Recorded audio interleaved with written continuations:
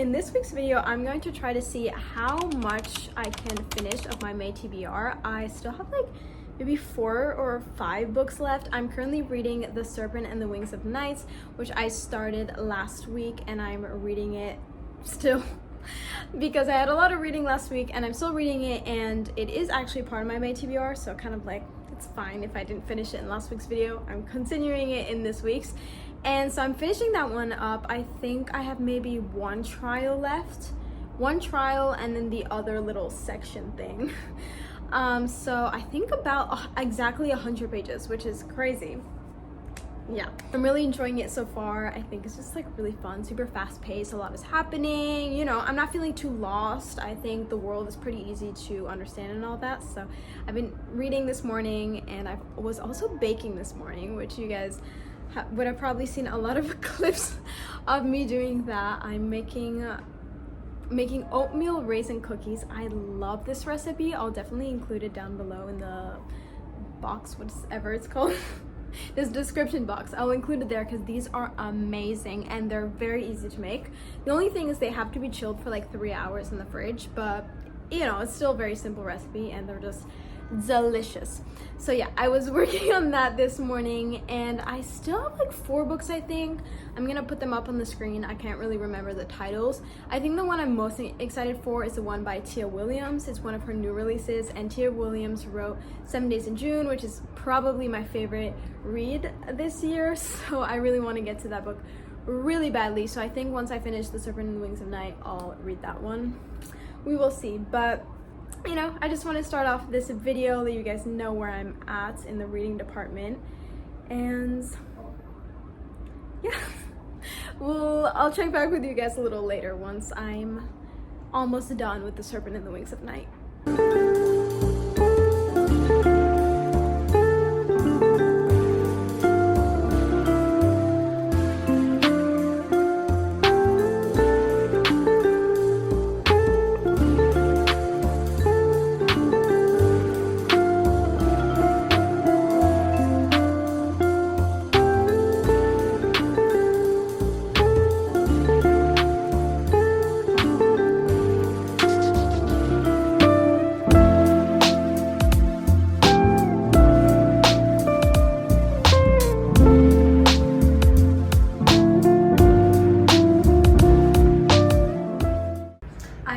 Chapter 46, and the last trials are about to start, and I'm actually getting nervous. Like, I can feel my heart beating really fast, and honestly I don't know how they're both gonna survive. Like, I know they both are, but I don't know how. But she did mention that like technically it is rare, but 2 people can win, so that's probably what's gonna happen.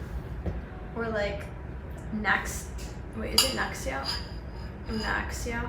Anyways, she like maybe drops down from the heavens, I don't know.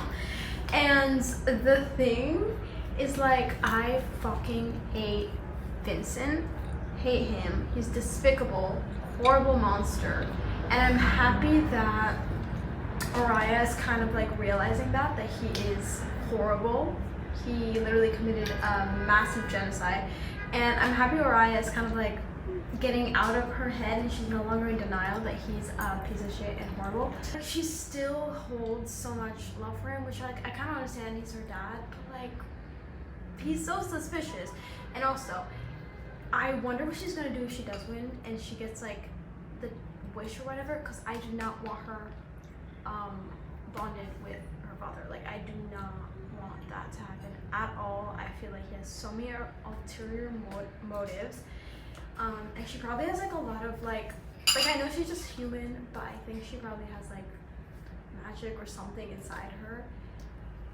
I want that to be fully explored. I don't know, like I kind of want to read the novella and then the second book after this. I'm not going to, but I kind of want to.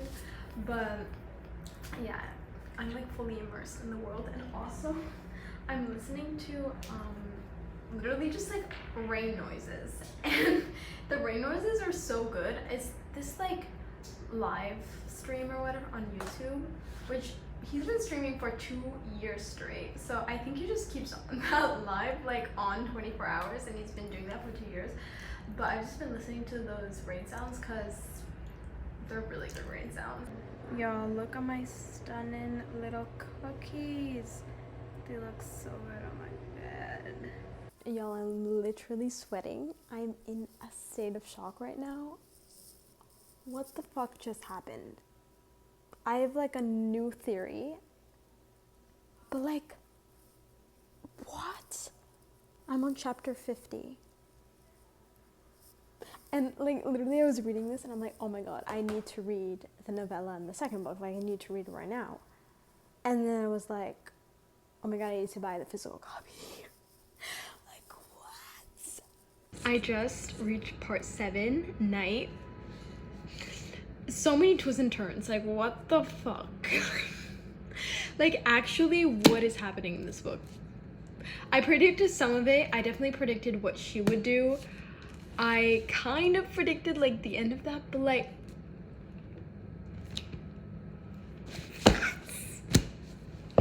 every new sentence, I'm literally gagged. Every new sentence, I'm gagged. I finished The Serpent and the Wings of Night, and so many thoughts. That ending was insane. Literally. All I have to say, honestly, damn. Capital D, capital A, capital M, capital N. Damn. Because, like, so much happened in the span of, like, 2 chapters. I was, like, sitting there reeling. Gagged.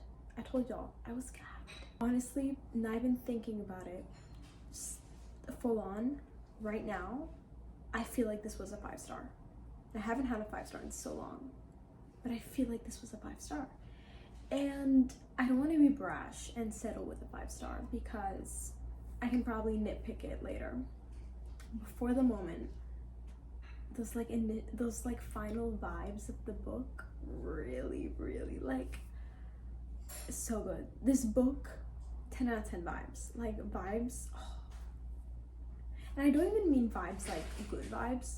I mean like the vibes were not that good for half the book, but the vibes were like there were vibes, like there was character to this book, there was energy, there was things happening. It wasn't just flat, and that's just what made it so kind of like fun for me to read, honestly. And the characters, I didn't particularly love any of them. I think the one I liked the most was probably Mish, who's a side character. Can't wait for book 3 because she's the main character there. But Rain and Araya were not my favorites. Like, I liked them. I wasn't indifferent, but I liked them.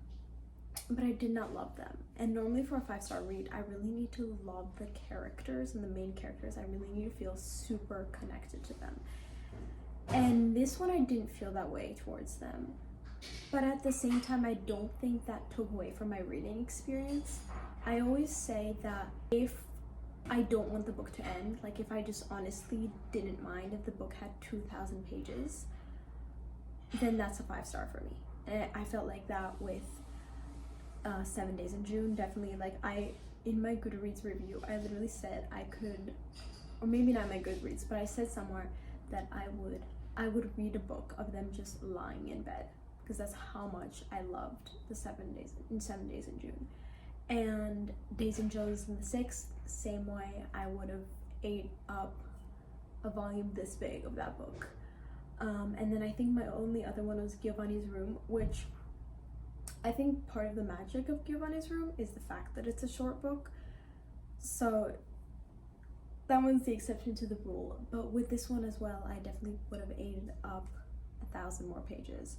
Even though I wasn't super in the characters, I think just the action, just the constant action and the adrenaline that I honestly got from them having adrenaline, so fun.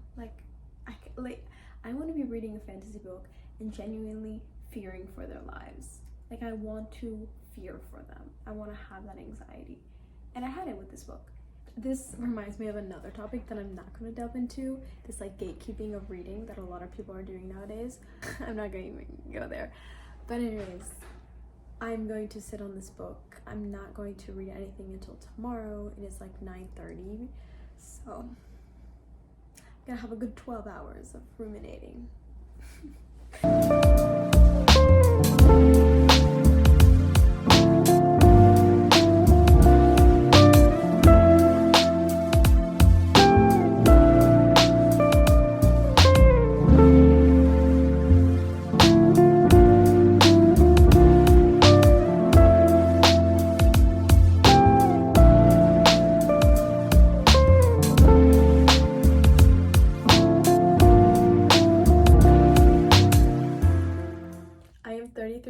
Into A Love Song for Ricky Wilds, and I'm loving this book. I mean, I knew I would because I love Tia Williams, but I'm obsessed.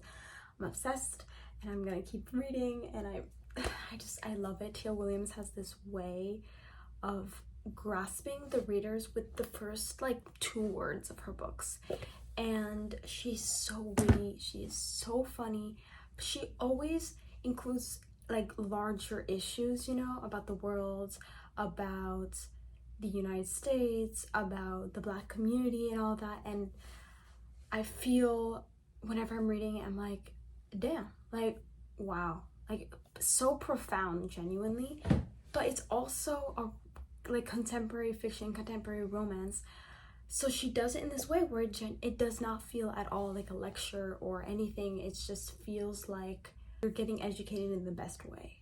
And I always admire authors that can do that. She also has a way of like making me obsessed with the characters. She writes in third person point of view, and I'm always still so connected to the main character, which is crazy because half the time I'm not connected to main characters even when the book is written in the first person. So with this, like, even though I can't see or I can't like feel the main character's inner thoughts all the time, I can imagine like what she's feeling in that moment, and I'm only 1/3 in, and it's crazy. Every time I read her books, which is literally the second time reading a book of hers, but I'm sitting here like it feels like a privilege to be able to read her. Like I'm sitting here and I'm like, I can't believe I am allowed to read these stories with my own 2 eyes. Tia Williams is so special, and if I could write like any author, I'd want it to be Tia Williams because she's a genius to me, and clearly I love her. Anyways. Hey guys, happy Friday. I'm sitting on the floor and I'm going to give you a wrap up.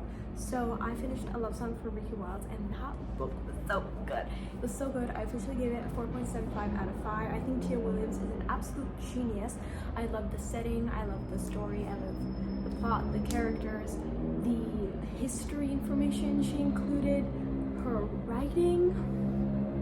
So good. Tia Williams, truly a genius. This was set in Harlem, and what I particularly love about Tia Williams is that every little restaurant, store, place is real. Like, it exists in Harlem today, and obviously in the past, but it exists in Harlem. And so I was searching them up on my phone, and I was like, I could literally go to the restaurant she just talked about. And I just think it's so cool when authors actually do their research about the city the characters are living in, and don't just like invent spots and stuff, because it's like, not only are you reading a fantastic book, no, now you also have recommendations and like cool spots you can go check out in the city. So it's like travel guide, fiction book, all in one. It's perfect. I think the only thing really that didn't make it a 5-star was that the romance was a little too rushed for me, and I understand why it was rushed. I understand that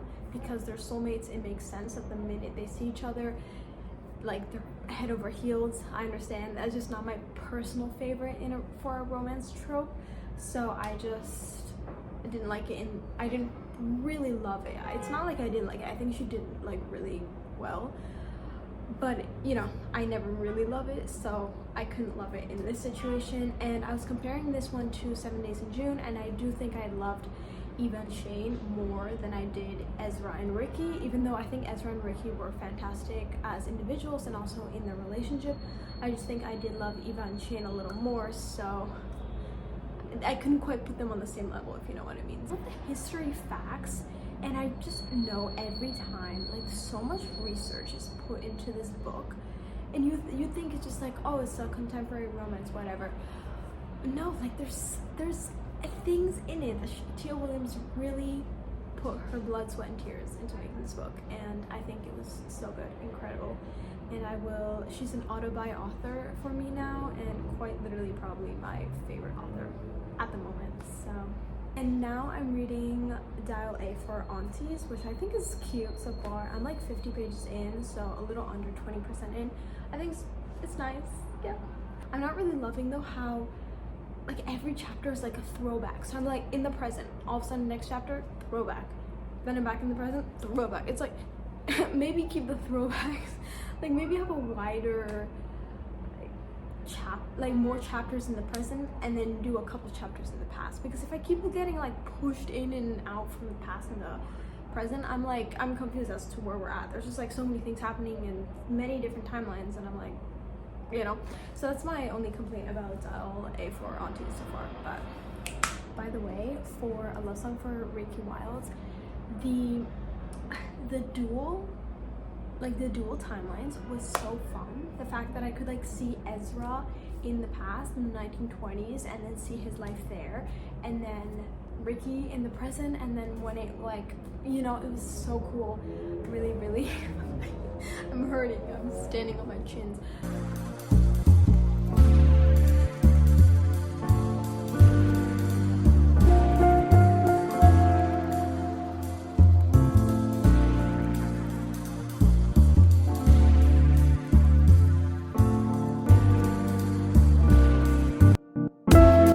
I got a Pokeball. I'm obsessed with these. They're so fucking good. So good.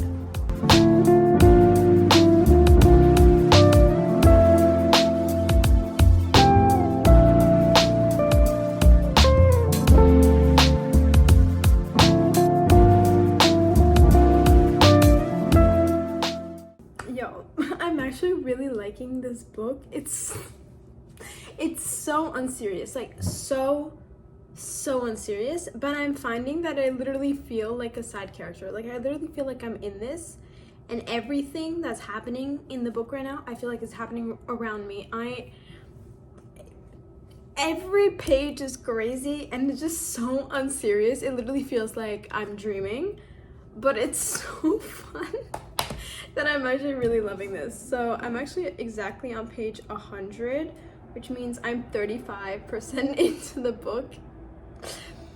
It's so fast-paced because so much is happening, and it's like something happens and it's so bad, but then something worse happens and you're like, why am I reading a telenovela?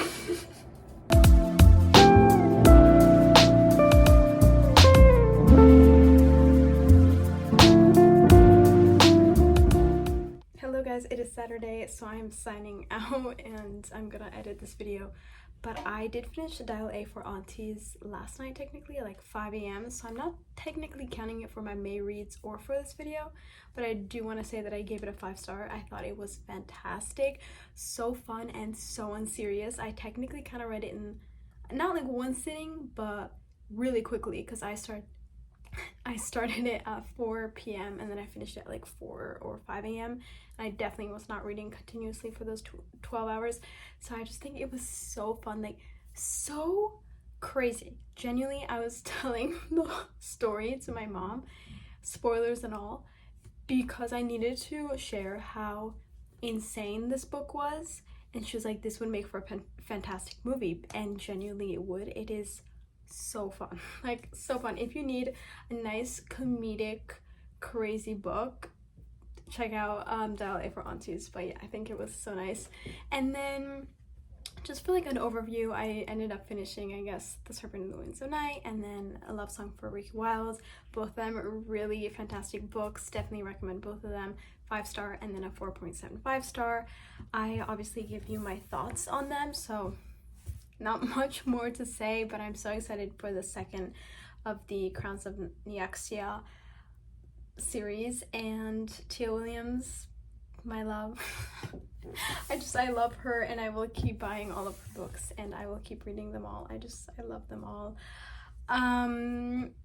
Yeah, okay, that was basically it. Thank you guys so much for watching. If you guys want to, please like and subscribe, and leave a comment. Yeah, leave a comment if you've read either of them, or really anything. I love comments. I love responding to comments. So yeah, okay, bye.